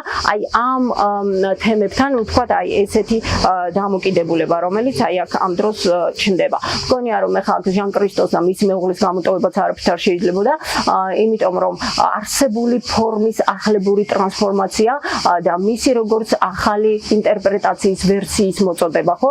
ძალიან საინტერესო უნდა იყოს. ხო, ну ეხლა რიჩარდ სერასთან დაკავშირებით და ეს ნამუშევარი კარგად იცით, იმიტომ ძალიან ცნობილი ნამუშევარია დროისა და სივრცის პრობლემატიკასთან მიმართებით და სრულიად ისე ცალკე სამყარო ცალკე სხვა ესთეტიკით სრულიად განსხვავებული სიმძიმის მასის განცდით და ამავდროულად მინიმალიზმი ხო ერთ-ერთი მთავარი რაც მას ამოძრავებს რაც მისთვის არის ყველაზე ორგანული და აშკარად როდესაც ის მუშაობს რაღაცა ამაში სრულად ვლინდება თუმცა ნუ ეხლა თანამედროვეობის კლასიკოსია ის უკვე და ხო და რა თქმა უნდა მე მგონია რომ გომრლის ნამუშევრები და თქვენ მას იცნობთ აი ეს ჩრდილოეთის ანგელოზი ეს მისი გაკეთებულია და ნახეთ ნამუშევარი რომელიც რა თქმა უნდა შექმნილიყო თან საკმაოდ ადრეა 2011 წელს არის ეს შექმნილი და ეს ის არის ჩვენ დღეს სადაც ვართ ხო რეალურად იმიტომ რომ ეხლა პოსტმოდერნი გავიარეთ кайხანია ეს პოსტმოდერნი გავიარეთ ამის მერე რას ვაკეთებთ და რა ეპოქაში ვართ ალბათ რაღაც დროითი ინტერვალის მერე ამას შეფასება ექნება მაგრამ ის რომ ეხლა ციფრულ სამყაროში ვართ და ის რომ ალტერნატიული სივრცე არსებობს ვირტუალური სივრცის სახით სადაც რეალურად ვარსებობთ ნუ ეს ფაქტია შესაძლოა და ალბათ ჩვენ ამ ყოველივეს ესე შეფასებას ვერ გავუკეთებთ მაგრამ რა თქმა უნდა რომ ხელოვნებაში გამოჩნდებოდა აი ეს პიქსელებად დაშლილი ფორმები და ძალიან საინტერესოა სათაური იმის მიუხედავად რომ ის არის ახლა თანამედროვე არტისტვის ეს სათაური ხშირად ესეთი გამსაზღვრელი არ არის ესეც შეიცვალა ხო ბევრ სხვა რამესთან ერთად. ოღონდ ღმერთებს შორის ისინი არიან ადრე პედესტალებზე რო იდგნენ და რომ ჩამოვიდნენ, ოღონდ ეხლა რომ ესეთები არიან. ამიტომ მგონია რომ აი იმდენად ცოცხალი პროცესია სამყაროზე რეაგირება ხელოვანისა და აი ეს ძალიან ჯამრთელი, ძალიან ბუნებრივი და პირდაპირი რეაქცია და ამის გამოხატვა მისთვის ყველაზე ბუნებრივი, ჩვეული, ორგანული, ყველაზე კარგად რაშიც გამოსდის იმენით, რომ რა ვიცი, ალბათ ხო, ისევე როგორც მაგალითად აი ეს სადაც აკეთებს ამ ჰორიზონტის დაკარგული ჰორიზონტი მთლიანობაში მე პირადად ძალიან მომწონს მისი ეს ნამუშევარიც, სადაც არის აი ესეთი ფიგურები და ისევ და ისევ სივრცის მთლიანი ათვისება ბელვედერის სპორტისთვის შექმნილი ქანდაკებების აი ეს მთელი ჯარი, ამის გარდა კიდე სხვაც აქვს გაკეთებული, სადაც უკვე ის გარეთ სივრცეში იწყებს მუშაობას. ეხლა ამ ავტორების გარდა ეს უბრალოდ ის ავტორებია, რომელიც შევარჩიე იმისთვის, რომ მანამდე რაზეც ვისაუბრე, იმიტომ რომ ცოტა ისეთი სპეციფიკიდან გამომდინარე, ჩემთვის ისევე როგორც ნებისმიერი თეორეტიკოსისთვის ძალიან მნიშვნელოვანია კონკრეტული მასალა, რომელზეც საუბრობ, ხო? ეხლა რა თეორეტიკოსიც არ უნდა იყო და რა განზოგადებებზეც არ უნდა საუბრობ, შენი ამოსავალი წერტილი სწორედ ის ნამუშევრებია, რომელიც არის შექმნილი. ამიტომ აი იმ ყოველივე საილუსტრაციოდ მგონია, რომ საინტერესო უნდა ყოფილიყო უამრავი ავტორი გამოვტოვე, რა თქმა უნდა, და არც იყო ამოცანა, რომ ყველა მათგანზე მესაუბრა. ეხლა რაც შეეხება იმას, ვთქვათ, ჩვენ რეალობაში რა და როგორ ლაგდება, გამომდინარე თუნდაც იმ მასალიდან, რომელიც აი ამ სამ გამოფენის მანძილზე იყო წარმოდგენილი, ვფიქრობ, რომ ძალიან ბევრი საინტერესო რამ არის ამ ტენდენციების გათვალისწინებით. აქ შეიძლება ვიღაცას გაუჩნდეს ის მოსაზრებაც, რომ მაინც მსოფლიოში მიმდინარე ტენდენციებს რატო უნდა დავემთხვეთო, შეიძლება არ დავემთხვეთ, რა თქმა უნდა, წეგანაც ამას საუბრობდი, გუდიაშვილიც ამას ამბობდა, რომ შეიძლება ჩვენი რაღაც ესეთი ცალკე პრობლემები, რაც ისედაც გვახასიათებს და უხვად გვაქვს. მაგრამ ამის მიუხედავად, ვინაიდან ერთ სამყაროში ვცხოვრობთ, ამიტომ დიდად მაინც ვერ ავწდებით ამ ყველაფერს და ამიტომ ახლა რითაც დავიწყე, ალბათ ისევ იმასთან მივალ. ჩვენს რა ხელოვანების თქვენს ნამუშევრებში აუცილებლად აირეკლება და ირეკლება ეპოქა. ამიტომ ეს ძალიან საინტერესო პროცესია და ვფიქრობ, რომ რაღაცა დროის მერე, როდესაც საბოლოოდ დაიძლევა ალბათ აი ის რაღაც პრობლემები არ არის ეს. ალბათ აი ის დამოკიდებულებები, რომელიც მანამდელ ხელოვნებასთან გვაქვს, ეს ბევრად უფრო მკაფიოდ გამოჩნდება. მე მგონია, რომ იყო წეგანაც ვთქვი, ძალიან ბევრი საინტერესო რა. ეხლა ნამდვილად არ ვაპირებდი და არც ვფიქრობ, რომ სწორია ვისაუბრო კონკრეტულად ქანდაკებებზე. არ ვფიქრობ ამას ბევრი ნიშნის გამო, იმიტომ რომ ჯერ კიდევ ბევრი რამე არის გასაკეთებელი, წინ არის ეხლა ბოლო გამოფენას განსაკუთრებით თუ გავითვალისწინებ, სრულიად ახალგაზრდა ავტორები არიან. მე ძალიან მომეწონა მაგალითად ფერთან დამოკიდებულება, რომელიც შემოდის, იმიტომ რომ აი ზუსტად ის პრობლემა არის, აი ეს დაფერილი ქანდაკებები, რომელიც ისტორიულად ვიცით, სადაც მიდის ხო, მაგრამ მას თანამედროვეობაში რო იყენებ და აი ეს შინაგანი კონფლიქტი, რომელიც ამ დროს ჩნდება, რომელიც გახვედრებს, რომ ის იმ ეპოქის კი არ არის აქ ხარ. ძალიან საინტერესო იყო აი ეს სიცარიელებთან და სივრცეებთან მასისა და ღია სივრცეების ურთიერთდაპირისპირება და ისე მათით ოპერირება, ცალკეული დეტალების დამუშავება და დამუშავებული და დაუმუშავებელი დეტალების ერთად წარმოდგენა. მე მგონია, რომ კონცეფციებზე ანალოგიური მასშტაბით მუშაობაც და ეს ყოველივე ალბათ კიდევ წინ არის და ამიტომ ვფიქრობ, რომ მსგავსი ღონისძიებები ცოტა ცუდად ჟღერს ამ რაღაცებთან, ხო ეს ღონისძიებების სიტყვა, მაგრამ რაც უფრო ბევრი იქნება ამისთან გამოფენები, ამ შემთხვევაში უკვე ასოციაციას მიმართავ, რა თქმა უნდა, იმიტომ რომ ვფიქრობ ძალიან კარგი წამოწყება. კარგია თუნდაც იმ თვალსაზრისით, რომ როდესაც ავტორი ხარ და გამოგაქვს საგამოფენო სივრცეში შენი ნამუშევარი, იქ ის სხვანაირად ჩანს, სხვანაირად იკითხება და ეს შენთვის ძალიან მნიშვნელოვანი უნდა იყოს წესი. ასევე ჩანს აი ეს საერთო სპექტრი, ხო, რომელთან ერთადაც იფინება ეს ყოველივე. ამიტომ ძალიან დიდი მადლობა ყოველგვარი ფორმალობის გარეშე. ძალიან დიდი მადლობა ამისთვის და ასევე დიდი მადლობა იმისთვის, რომ მე მომეცა საშუალება, რომ თქვენთვის ეს ჩემი მოსაზრებები გამეზიარებინა. სულ ეს იყო. დიდი მადლობა.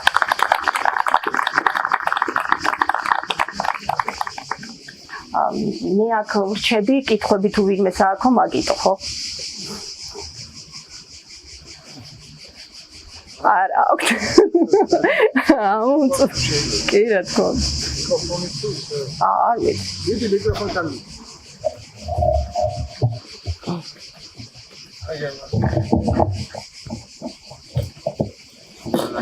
არა დაჟუმა ისე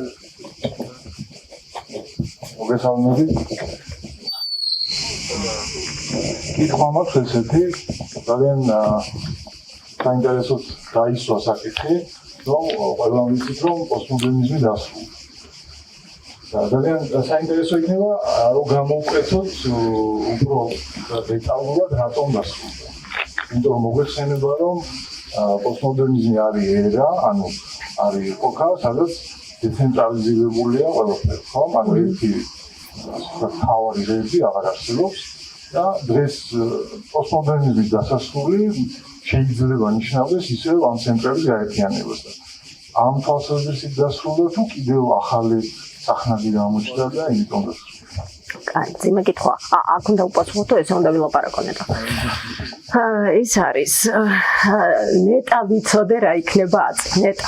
ან ეხლა რა ეპოქაში ვართ. მაგრამ რაც შეეხება პოსტმოდერნთან დაკავშირებულ თემებს, იცით რა არის? ანუ მისი მთავარი მახასიათებელი მართალია დეცენტრალიზაცია. ერთ-ერთი მთავარი მახასიათებელი ასევე სტილთა არარსებობა, იმიტომ რომ ყველა სტილის აღრევა. ასევე აქვს საინტერესო მახასიათებელი და ის ციტირება, რომელიც შემოვიდა, ხო? არის ბევრი ისეთი ნიშანი, რომელიც თანამედროვე არტისტებისთვის უკვე იგივე აქტუალობით აღარ სარგებლობს, არ ვიცი, ესე აქტიურად აღარ გამოიყენება, მაგრამ თავარი ის არის, რაც წეღანო თქვი, იმიტომ რომ პოსტმოდერნის ხანაში ესე მკაფიოდ და გამოკვეთილად პარალელური რეალობის არსებობა ჯერ კიდევ არ იყო დეკლარირებული. ამიტომ შეუძლებელია, მე არ ვიცი, ახლა როგორ რაღაცას ვაკეთებ, მე ვაკეთებ, იცით რომ როგორც წესი თეორეტიკოსები მსგავს დიაგნოზებს არ სვამენ ხოლმე. სულ მინიმუმ ამას დროს მიანდობენ, ცოტა ხანი დაეცდიან, მერე შეხედავენ და ნუ იმის მიხედვით, ისევე როგორც ავტორებთან მიმართებით ხდება, ხო? იმიტომ რომ როცა ვთქვათ ჩვენ თანამედროვე ავტორებს განვიხილავთ მათ შემოქმედებას, ახლა შეიძლება ძალიანაც მოინდომო და ბევრი აქო, მაგრამ მერე გავიდეს 1-50 წელი და ვერავის ვერ გაახსენო ვიზე იყო ლაპარაკი. ეს ის შემთხვევა, სადაც ნუ დიდად სახარბიელო მდგომარეობაში არ ხარ. კი შეიძლება თავი გაიმართლო და სხვა რომ აი დრომ ვარ დააფასაო, თორემ მე ავწდებოდიო, მაგრამ ნუ იშვიათად მაინც რა ესეთი რამე რომ ხდებოდეს. იგივე არის ხოლმე ახლა ესეთ ეპოქალურ მონაკვეთებთან მიმართებითაც, მაგრამ ერთ-ერთი მთავარი და ყველაზე მკაფიო პარალელური სივრცე გაჩნდა, რომელიც მაშინ ესეთი არ იყო. ის არ იყო ესე აქტიურად შემოსული ყოველდღიურობაში და აი ეს ვირტუალური სამყარო არ იყო შემადგენელი იგივე ვთქვათ სახელოვნებო სააზროვნო სივრცის. ამიტომ შეუძლებელია რომ გაგრძელდეს იგივე მახასიათებლებით, რაც მანამდე იყო. აქედან გამომდინარე, ეს მარტო ჩემი მოსაზრება ცხადია არ არის, აქედან გამომდინარე, მაინც სავარაუდოდ პოსტმოდერნი დამთავრებულია.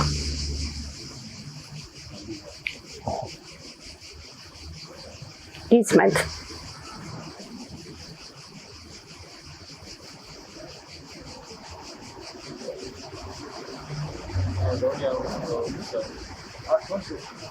ბატონო, არა, მეტი მე მგონი აღარა, რა ვიცი, თუ რამე აქვს. მე ძალიან დიდი მადლობა ესეთი ყურადღებიანი მსმენისთვის. ძალიან დიდი მადლობა. ბატონო. არა, მე უბრალოდ თანამედროვეობის გამიკვირდა თანამედროვე არტისტები. მადლობა. თანამედროვე არტისტებიდან აღდგენილი ნამუშევრების გამიკვირდა რა, ეხლა მაგალითად ისეთ სერას ნამუშევრებს ვუყურებთ, ამ თვით რომ ეს ასფალტია და არქიტექტურა, არც არქიტექტურა. თუმცა ეს ჩემი შეფასება არ არის, მაგრამ შეიძლება ესე განიხილო. მე ასე უყურებ და ანუ ლანდშაფტი რატო ხო ხტები? იმიტომ რომ ლანდშაფტში დგას. არქიტექტურა არის, ანუ შეიძლება ითქვას ფუნქციური ხანძაკება, ანუ რაღაცა ფორმა არის, რომელსაც რაღაცა ფუნქცია აქვს. ხო, რიჩარდ სერა აკეთებს რაღაც არქიტექტურის ამ ფორმას, რომელსაც უბრალოდ ფუნქცია არა აქვს, თავისი მასით, თავისი ფაქტორით, ისეთ სენსიტიური შექმნას გვიტოვებს, რაც მაგალითად არქიტექტურაშია ხანდაკებისთვის. ანუ არის ხანდაკებისთვის შეგვიძლია. მაგრამ აი მაგალითად გრომბელს ამბობ? გრომლი? გრომ. მაგის ნამუშევრებს ლაპარაკობთ აი ჰორიზონტის დარღვევა, ფიგურები, მაგის ბევრი ნამუშევარი მაქვს რაღაცა სხვადასხვა ოდესე არ ვდგომა რომ პოზებში გაკეთებული მანიკენები თანაკებები არის და სიმართლე ვთქვათ ვერ ხვდები ადამიანს ან თანამედროვე არტისტს რატო გაუშვება მსგავსი ფიგურის გაკეთება ან მსგავსი პოზების გაკეთება ან რატო გაუშვება თანამედროვე ადამიანს თანამედროვე არტისტს მაგალითად პრობლემის ანუ გადაჭრით ან ასეთ საკითხით დაყენება რომ ანუ მე ხარ მრავალფეროვან პოზებში დავაყენებ კაცებს ან უმეტყველო ფიგურას ან თავისთავად უმეტყველო ფიგურა არის როგორც ფორმა, მაგრამ აი მე დავაყენებ და აი მაგას ხარჯზე შევქმნი რაღაც სენსიტიურ განწყობებს და თანამედროვეულად ის მარადიულობაზე არაა დამოკიდებული, ანუ უბრალოდ რაღაცა ამ ეპოქაში არსებულ რაღაცა პრობლემებს მზაბრად უფრო ამძაფრებს, ანუ აი ხა ჩვენ ამ ეპოქაში ვართ და მე ამას ვამძაფრებ. ანუ რა გამოდის რომ თუ ჩემი ეპოქა შეიცვალა ის ნამუშევარი შეიძლება გაუგებარი გახდეს, ხო? არა, რატო ის ეპოქის ნიშნად დარჩება ბოლომდე? ეპოქის ნიშნად დარჩება, მაგრამ ჩვენამდე ხომ მოაღწია ისეთმა ხანაკებმა, რომელიც იმ ეპოქაში გაკეთებულია, მაგრამ იმ ეპოქის გამო კი არაა ჩემთვის საინტერესო. ამე თავისთავადად არის. კი ბატონო, რა თქმა უნდა. ზუსტად მაგას დღევანდელი არტისტი თქვენი აზრი მაინტერესებს. ის კონკრეტული? არა, მაგრამ კონკრეტული, იმიტომ რომ დღეს ხო შეგვიძლია ნახოთ ისეთი ნამუშევრები, რა ვიცი, ნუ ჩემთვის პირად ესთეტიკური განსახედით მიუღებელი და არასასიამოვნოა, როცა რაღაცა 13-იან და 14-იან ნაცვლად ყავგადაკრულ და რაღაც ხვალებს ჩასმულ და რაღაც ამტევ მიკრულ რაღაცას ხედავ, on რაღაცას ხედავ, ის არც ადამიანი არ არის. მე ვერ ხვდები რაღაცა რაც ბუნებრივად უკვე არსებობს, მაგის ანალოგის გაკეთება რატო ხდება, რატო ხდება მისი უბრალოდ მშრალად გადიდება. აი, მაგის ესეთი და მაგის სიამოვნება რატო გაუშვებს რამდენ ადამიანს. ნუ თუ მართლა ასე ამოიწურა ის ამბები და ის თემები გარშემო, რომ ადამიანმა ასე მარტივად გადაწყვიტა რაღაც საკითხებსაც გადაჭრა. რატო დაიწყა ჩემი აზრით, აი ხომა, რატო დაიწყა დღევანდელმა არტისტმა მარადიული თემა და რატო დაიწყო რეალობის გამძაფრება. რა პრობლემებმა გამოიწვიეს თქვენი მოგრავა? ნახე როგორ არის ორი ნაწილისაგან იყო. პირველთან დაკავშირებით მე მგონია რომ იცი როგორ არის, რაც შეეხება იმას, რატომ აკეთებს ის იმ ტიპის ნამუშევრებს, თუმცა მე ვფიქრობ რომ კონცეფცია იქაც არის, ხო? ანუ როცა მეუბნები რომ მან თანამედროვეობაში არსებული პრობლემები უბრალოდ გაამძაფრა, ეს ნიშნავს რომ პრობლემა არსებობს, ესე იგი რომელიც მან გაამძაფრა. შესაბამისად მას კონცეფცია აქვს. მაგრამ ნახე როგორ არის, როდესაც ნამუშევარი ეხება სოციალურ თემებს, როდესაც ნამუშევარი ეხება პოლიტიკურს, ისტორიულ პოლიტიკურს და ასე შემდეგ კონკრეტულ მოვლენებს, ის რა თქმა უნდა ეპოქასთან ერთად აქტუალობას კარგავს და მხოლოდ იმ ეპოქის იმ კონკრეტული მოვლენის ასახვის დონეზე რჩება. ამიტომ არის ხოლმე რომ ძალიან ხშირად თუ დაკვირვები ხართ მაგალითად ომის თემაზე შექმნილი ქანდაკებები, სადაც არის აი ესეთი კონკრეტული აქტიური ბრძოლა, ჟლეტა და ხოცვა, არ არის ხოლმე დიდად აქტუალური. რატო? იმიტომ რომ დროში გამფენას გაუძლებს პრობლემა ადამიანის ხელშეუხებლობა, რომელიც ყველა დროისთვის მუდმივად აქტუალური იქნება, რა დროც არ უნდა იყოს და არა კონკრეტული წლის ან კონკრეტული თარიღის ამბავი, რომელიც გაივლის პერიოდი და ვერ გაიგებენ, ნუ კი, ალბათ შეიცხადებენ, მაგრამ ისე მტკივნეულად იმას, როგორც იმ ავტორმა გააკეთა, ვეღარ გაიგებენ. ამიტომ ეს ორი დამოუკიდებელი მიმართულებაა. ყველა მიმართულება ხელოვნებაში, რომელიც სოციალურ პრობლემებზე მუშაობს, ის კონკრეტულ დროით მონაკვეთზეა გათვლილი და განწირული არამარადიულობისთვის. და ყველა ნამუშევარი, რომელიც იქმნება ზოგად საკაცობრიო პრობლემებზე, რა თქმა უნდა, წეგან ზუსტად მაგას ვამბობდი. ანუ ყველაფერი, რაც ამისთანა თემებს ეხება, ნუ არ ვიცი, ახლა მასალამ თუ გაუძლო და მერეც თუ დარჩა, ის აუცილებლად თავისი დროის და ეპოქის ნიშნის მატარებელი იქნება, თუმცა აქტუალობას მაინც შეინარჩუნებს. რაც შეეხება რატომ მოეწონა ესეთი ნატურალისტური ფორმა, ხო? იცი რა, მე არ მგონია რომ ამაში იყოს რაღაცა უცნაური, იმიტომ რომ თუ ხელოვნების ისტორიის განვითარების ხაზს გადახედავ ანტიკურობიდან მოყოლებული, გამოვტოვეთ შუა საუკუნეები და მე აღორძინებიდან გაგრძელებული, ეს არის მუდმივი სწრაფვა, ეს არის ძალიან სწორხაზოვანი პროცესი, ფორმის მაქსიმალური მიახლოება რეალურთან. ანუ სულ უფრო და უფრო დაუსტატებასთან ერთად მოდის ეს ინფორმაცია, ანუ ეს მოდის იქ რაღაცა პერსპექტივის კანონების აღმოჩენით, გავატყავეთ ვიღაცები, ანატომია ვისწავლეთ, ისე დავწერეთ, გვემუქრებოდნენ, დავწვავო, მაინც ვაკეთებ ვაკეთებთ, ხო? ანუ თანდათანობით მე ეს მას ყველა ეპოქაში ემატება რაღაცა დეტალები, ხო? ემოცია ბაროკოში, როკოკოში დეკორატიული მოტივები 19 საუკუნეში პორტრეტებს ხატავენ ფოტოგრაფიის ლამის მსგავსად და ამ დროს ჩნდება ფოტოგრაფია, რომელიც მე ამას ცოტა უაზრობად აქცევს და ამიტომ სირთულე დგება და იწყება ამისი უკუსლა და ასე შემდეგ. ანუ ხელოვნების ისტორიაში მუდმივი სწრაფვა მაქსიმალური დეტალიზაციისკენ იმ ნიშნით რომ გამოავლინო შენი ოსტატობა სულ მინიმუმ რომ მაქსიმალურად შეგიძლია გაიმეორო და მიუახლოვდე ნატურალისტურ ენას სულ იყო. დღეს ტექნოლოგია აძლევს მას საშუალებას წამწამიც მიამაგროს. ამიტომ ამაზე წესით ის უარს არ იტყვის. აქედან გამომდინარე ესთეტიკაში ჩემოდის ის რისი გაკეთების უნარი და საშუალებაც მას აქვს. უბრალოდ აი ერთი მუდმივი გაურკვევლობა ესეთი მუდმივი გაურკვევლობა თქოს იმ ავტორებთან რა რომ თუ იმ ადამიანს რაღაცა ნატურალურ რაღაცა ბუნებრივ რაღაცა ხორცელი მოხიბლობს რა და ხიბლობს აშკარად ხიბლობს იმიტომ მაგისე მისწორებს და მაგის განმეორებდა მაშინ ის უკვე არსებობს როგორც თავისთავადად უკვე არსებობს ანუ ჩემდა დამოუკიდებლად ის უკვე არსებობს მის პატენტის გაკეთებით ანუ ბერძნები რატო აკეთებდნენ წამწამს ვერ ამაგრებდნენ თორე ღებავდნენ კიდევაც მაგიტო ხო და ბერძენი ხო ადამიანს არ აკეთებდა აბეროს აკეთებდა ადამიანს ფორმას აკეთებდა ფილოლოგში აკეთებდა ფორმას რომელიც აი ნახეთ განსხვავება კი გასაგებია ვიღაცა რომ შეხედოთ ცოტა შეიძლება გაუყოლოს ხო რა ბერძენის ნამუშევარი რა ადამიანს გავს ხელი ფეხი აქვს და თვალის და ფუჩის ხო ხო ესე ვთქვა რომ ადამიანს არ აკეთებდა ეგრე არ არის ხო ხო და სიგარეტში შეიძლება ვიღაცა მიუღებელი იყოს მაგრამ რა თქვა მაგრამ ბერძენის გაკეთებული ადამიანის ფიგურა და დღევანდელი ნატურალისტური განსხვავდება გაკეთებული ფიგურა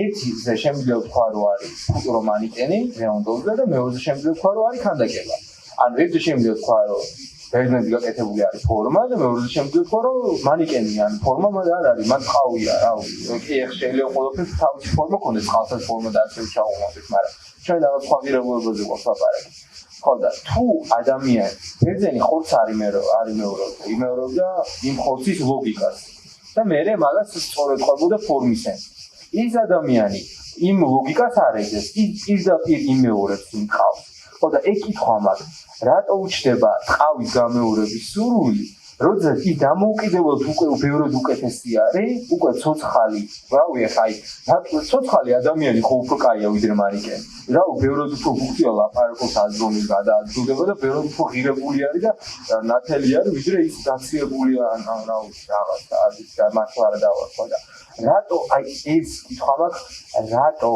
არის მისწრაფება აი ესე თქოს აი დაჩუგებული მომენტი მთელი კაცობრიობის და ესეთი პოპულარული მომენტი რომ ის მანიკენი რეალიზმი ხორციელობა მანიკენიზმი გახდა ესეთი პოპულარული და აი რეალური საწყისები კიდე ფას კარტოს რა ფასრეული საწყისები რაც მაგალითად მე ჩვენ თანამედროვე მოკლედ და ჩემი ისიც შემიძლია ხო რომ ისეთ სერიალს ბერძნებს შორის უფრო მეტი საერთო არის ვიდრე იმ მანიკენების კეთებასა და იმ ბერძნებს მე როგორც ვხვდები ფორმის განცდის თვალსაზრისით ხო ამას გულისხმობ რეალურად ხო არ ვიცი იცი როგორ არის მე მაინც ვფიქრობ რომ ეს ეპოქის ნიშანია ეს არ არის ერთადერთი გამოვლინება რომელიც შეიძლება ესე უჩვეულოდ გეჩვენოს ახლა თუ ამ ნიშნით განვიხილავთ ხელოვნებაში მაშინ ყველაფერი დანარჩენი მათ შორის ისიც რაც ახლა მე განახეთ და ეს ღრუბლებზე და იმ ორთქლზე და იმაზე საერთოდ საუბარი ზედმეტია მაშინ ახლა ცანს რომ შეხედავ და ღრუბლს რომ დაინახავ რატო უნდა გაგიჩნდეს სურვილი რომ ის გააკეთო ამ ლოგიკით შეიძლება აბსოლუტურად ყველაფერს ესე მიუდგე მაშინ ანუ ცოტა იცი რას მაგონებს ეს დამოკიდებულება აი აბსტრაქციის გამოფენაზე რომ შედიოდნენ ხოლმე ან კუბიზმისაზე და იქ ფორმას ეძებდნენ და ამბობდნენ რომ იცი რა მე ვერაფერს ვერ მივამსგავსე და ესე იგი არ ვარგა იცი რას ვამბობ როდესაც რაღაცა კონკრეტული მოვლენის შეფასებას იწყებ შენ მის შეფასებას იმ კრიტერიუმებიდან გამომდინარე იწყებ რაშიც ის იქმნება ეპოქიდან და სხვა ბევრი მახასიათებლიდან ხო ამ ნიშნების გათვალისწინებით მე მესმის იგივე ვთქვათ ხორცთან წამწამებთან ნატურალიზმთან მიმართებით ეს დამოკიდებულება თუმცა ფიქრობ სუბიექტურია ისევე როგორც ვთქვათ ალბათ ზოგადად ხელოვნება სუბიექტური მოვლენა არის და ამისთვის არსებობს ის რასაც წეგან ვამბობდი ანუ ჩვენ არ ვიცით დრო რას დაიტოვებს აქედან და ამისთვის არსებობს კიდევ ერთი ძალიან საინტერესო დეტალი. მე წინაზე საუბრის დროსაც ამაზე მაშინაც გავამახვილე ყურადღება. ესე ცოტა რთულია განსაზღვრო ეს მხოლოდ ფორმის მიხედვით არის საუბარი. ცოტა რთულია განსაზღვრო ამ დროს ნამდვილად მხატვრულ ნაწარმოებზე ალაპარაკი, ანუ ის ნამდვილად ხელოვნების ნაწარმოებია. იმიტომ რომ თუ ის მხატვრული ნაწარმოებია, მაშინაც ამას შინაარსის და ფორმის თანხვედრა უნდა ჰქონდეს და თუ ეს შინაარსი სრულად არის გაცხადებული ფორმაში, ის ნებისმიერ ფორმას აიტანს. იმიტომ რომ თავის დროზე ესე შინაარსმა აიტანა ძვშანის პისუარი და ეხა იმაზე უარესი იმ ეპოქისთვის თანამედროვეობაში წამწამები ვერ იქნება. ამიტომ თუ იმ შინაარსმა მაშინ ის აიტანა და გაამართლა ისევე როგორც უორჰოლის ბევრი რამე შინაარსმა გაამართლა, ხო? იმიტომ რომ იმ შინაარსის ადეკვატური იყო ის ფორმა, რომელშიც ის მეტყველებდა.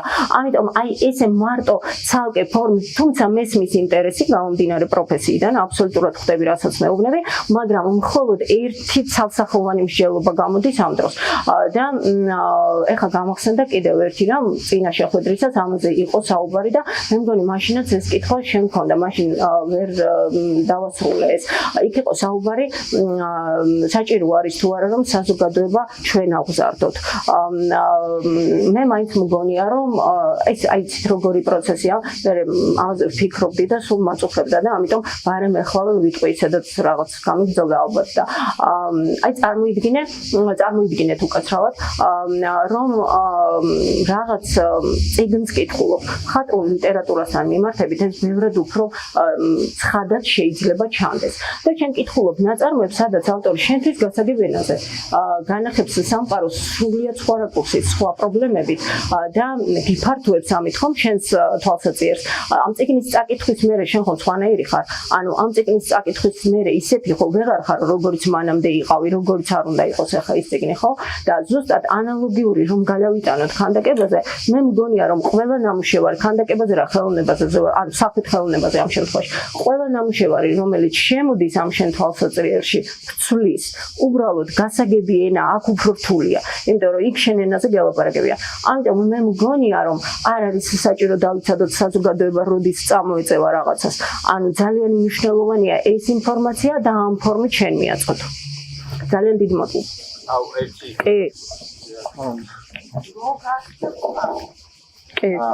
აი იმაზე იყო ლაპარაკი ანუ სუბიექტურდა იყო ლაპარაკი ამ დროის განმავლობაში ობიექტურად შეგვიძლია ვთქვათ რა არის ქანდაკება და რა არა ქანდაკება თანამედროვეში თუ მანამდე მთელი ისტორია ხელოვნების ხო ობიექტურად იმიტომ რომ ეხა ცოტა შეგვიძლია რა არის ქანდაკება რაღაცაა რაც სამი მოცულობის არის მაინც და მაინც ყოველთვის ქანდაკება ხო დღეს აღარა დღეს არ არის ხო და აი მე რეალურად იმ ნამუშევრის მიმართ ნეგატივი ხოლმე იმიტომ მიჩნდება რომ მაგას ქანდაკებას ეძახიან ხო ანუ ერთადერთი ეს ხო იცი რა ეს ტერმინოლოგიური პრობლემები თანამედროვე არტში არსებობს ეხლა ეს გამიჯნა აი ეს რაღაც ინსტალაციის არტის ობიექტის მე შემიძლია გითხრა რომ ფორმულირებული ჯერ არსად მე ვერ ვნახე ჯერჯერობით ხო ანუ აი რაზე არის ლაპარაკი იმიტომ რომ ცოტა ადამიანი მოდის და მესაუბრება რა და ქანდაკებას ეძახის იმას შენ არა ხო ანუ ქანდაკებას და გაღიზიანებს რა რომ იხარ ეს არის გადიდებული მანიკენი ნახე როგორ კარგად არის გაკეთებული და ვიტყვი რომ კი გადიდებული მანიკენია და მართლა კარგად არის გაკეთებული რა წამწამისაა და კანსაც გავს მაგრამ როცა მეტყვის რომ ნახე ამაგარი ქანდაკება მე კითხვა მიჩნდება რატო ხელოვნებელ ობოცხოვებაში ის ანუ ის რაც არის გაკეთებული ქანდაკების სახელით რატომ მოვიდა ჩვენამდე გეთანხმოთ დღეს განახეთ რამე ეგეთი გაგაღიზიანა რამე იყო ლაპარაკი ამ ნატურალურ ფიგურებზე და იყო იმ რა ქვია ქრომლის მაგის ნამუშევრები და აი თქვი რომ ქანდაკება არ არის ხო ეს არის ანუ ნახეთ როგორ რაღაცა ეს ალბათ არის ის რაც დასაწყისში ვთქვი ანუ ის რაც დასაწყისში ვთქვი ის რომ აი ეს დიფერენციაცია ამისი არ არსებობს ანუ ეს დასაწყისში ვიაღვნიშნე უფრო ზუსტად არ არსებობს კი არა და მოიცა არა ჩართულია დაჯი ის არის არ არსებობს კი არა და ეს დიფერენციაცია, ანუ რასაც ვამბობდი, ჯერჯერობით მათი მკაფიო გამიჯვნა შეუძლებელია.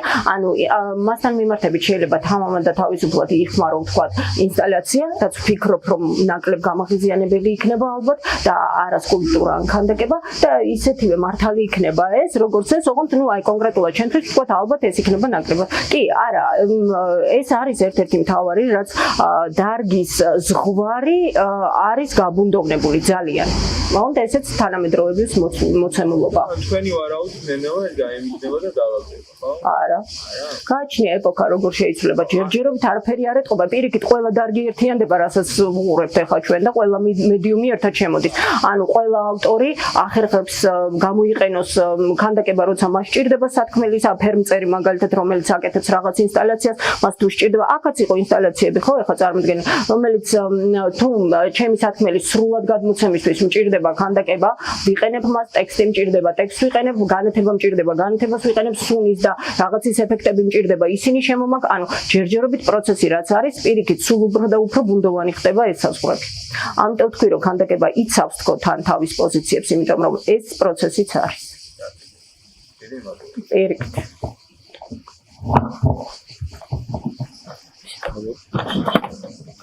იყოს ავიდებ. დიდი მადლობა. ალბათ თამარ. მართა სიტყვას დიდი ძალა აქვს და დღევანდელი ლექცია კიდევ აი ახლა სახეებს უყურებ და ხედავ რა ხდება ვიბრაცია დაიწყო ამ თქვენი ლექციიდან და აგვაფიქრეთ ბევრ რაღაცაზე და ბევრ რაღაცას ხაზი გაესვა, ბევრი კარი გაიღო. ზოგადად ეს ჩვენი პროექტი, ეს ჩვენი გამოწყება სწორედ ამ მიზანს ემსახურება, რომ რაღაცები გავიხსენოთ, არ დავივიწყოთ. თუ რამე გქონდა არ დასავიწყი, რაღაცა დავივიწყოთ, თუ რამე დასაწყებელი იყო, მაგრამ ყველაზე მნიშვნელოვანი არის ის, რომ დაიწყო ახალი არ შემეშინდება ამის, ახალი აზროვნების რაღაც საფუძვლებს უყრით ერთად ჩვენი ერთობა სწორედ ამისთვის არის, რომ ჩვენ ქვეყანაში, რომელსაც აქვს განუზომელი პოტენციალი, ქვეყანაში, რომელშიც არის ამირანის მითი, ეროვნულ პორტალში, საოცარი რესურსებია, ძალიან დიდი ტალანტები არის და ამას ქვეყნის და და დღევანდელი ლექცია მინდა რომ იყოს რაღაცა დიდი დასაწყისი, რომელსაც ჩვენი ახალგაზრდა არც ისე ახალგაზრდა მოქანდაკეები თუ ხელოვნებაცოდნეები თუ ზოგადად არტისტები თუ აბსოლუტურად ჯერჯერობით ამ პროფესიაში არ მყოფი ადამიანები, მაგრამ ჩაერთვებიან და გააკეთებენ ძალიან მნიშვნელოვანს.